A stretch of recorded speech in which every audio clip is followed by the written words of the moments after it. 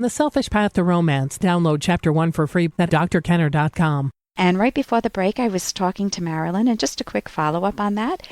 She told me during the break that her husband was very embarrassed. He's now, in quotes, addicted to porn. He's using porn quite a bit now. And it's like, well, how does this come about? Well, actually, she said they tried to make love at one point. They're in the late 50s. And he couldn't perform as before. I'll be very tactful on radio, but he couldn't perform as before. He got so embarrassed, felt like a failure, and so turned to porn. Or it actually escalated it more, and then couldn't turn back to his wife. And if you don't know that it's normal to not be able to respond as a man when you get to your 50s and 60s, but Cialis and Viagra and the other medications out there can work wonders if your doctor okays them, then you don't feel ashamed of taking them. She said she thought her husband would feel ashamed of taking them, and he's fighting off this image that he's a failure. So she said she's so willing to kiss and cuddle and have some sweet talk with him, and she would like to have sex again. She would like to be romantic again. So to have that conversation will be fabulous for both of them, and he needs to deal with both the medical and the psychological, the idea that he feels like a failure because he can't perform. And here's a little more from Dr. Kenner. You've heard me preaching it for years, but you didn't have the wits to know what you were hearing. Why do you suppose I denounced greatness and praised mediocrities like you? Great men can't be ruled. Why did I preach self-sacrifice? If you kill a man's sense of personal value, he'll submit. And that is from the villain in The Fountainhead. He is pure evil. And think about people in your life who have tried to take greatness, maybe the great things you've done or have thought of doing, and have made fun of them or put them down. And then they raise someone up. They say, oh my gosh, isn't it wonderful? Tilly is working at McDonald's, and here you are. You went back to school, you got a degree, you started your own company, and you're not seen, but Tilly's working at McDonald's.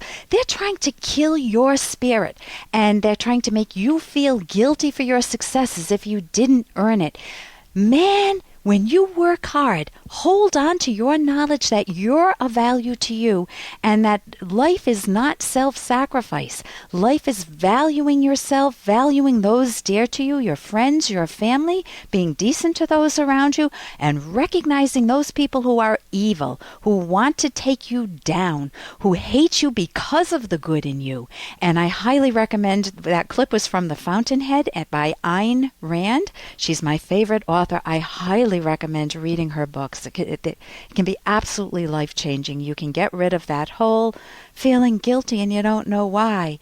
You can either, if you've earned the guilt, you do something about it. If you haven't earned the guilt, if you're feeling guilty because you did something good, something's wrong with that picture. Something's wrong with the moral code that drives that. And the moral code that drives that is the code of self-sacrifice. The idea that life requires you to martyr yourself, to always put yourself last. That's not the case, and it doesn't mean that you'll run roughshod over other people. You'll treat others fairly. For more Dr. Kenner podcast, go to drkenner.com and please listen to this ad. Here's an excerpt from The Selfish Path to Romance by psychologists Drs. Kenner and Locke. How long does it take to thoroughly get to know a person? That depends on the person. Sometimes you gain enough key information to make a reasonably informed negative judgment within minutes. For example, if the person has obvious traits that you despise. But for a person you choose to continue seeing, it can take many months of interaction to learn everything you need to know. A useful, though not foolproof, guideline is to know the person for at least a year before getting married. Some can be sure in less than a year, others need several years to know a person really well. There may be red flags you want to investigate. For example, he seems to drink a lot when they go out, but claims he's never had an alcohol problem. Check on this from other sources, family, friends, and co-workers. Download Chapter 1 for free at drkenner.com, and you can buy the book at amazon.com.